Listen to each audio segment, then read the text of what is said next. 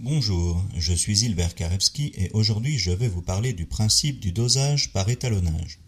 Nous savons que deux grandeurs, x et y, reliées par une relation de type y égale k fois x où k est une constante, sont proportionnelles entre elles.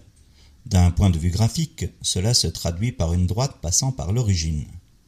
Ainsi, si je connais la valeur d'une des deux grandeurs, je peux facilement, en me reportant sur le graphe, trouver la valeur de l'autre grandeur. En chimie, nous avons plusieurs grandeurs proportionnelles à la concentration d'espèces dissoutes. C'est le cas de l'absorbance A avec la loi de Beer-Lambert ou de la conductivité sigma avec la loi de Kohlrausch.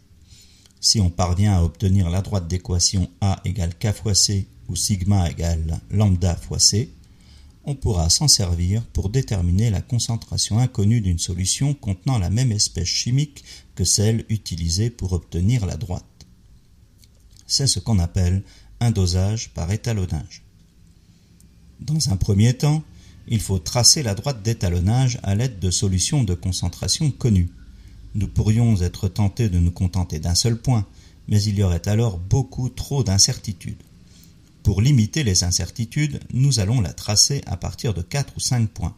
L'idée est la suivante. On part d'une solution mère de concentration C0 connue.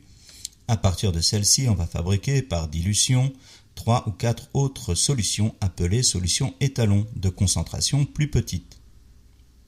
Ceci peut facilement être fait à l'aide de deux burettes, l'une contenant la solution mère et l'autre de l'eau.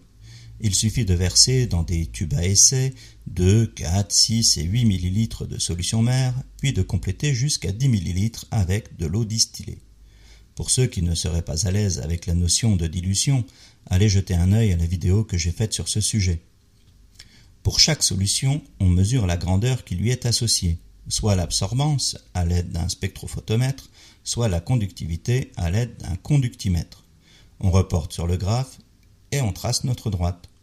Il nous reste alors à mesurer l'absorbance ou la conductivité de notre solution de concentration inconnue et à lire la valeur de cette concentration sur le graphe.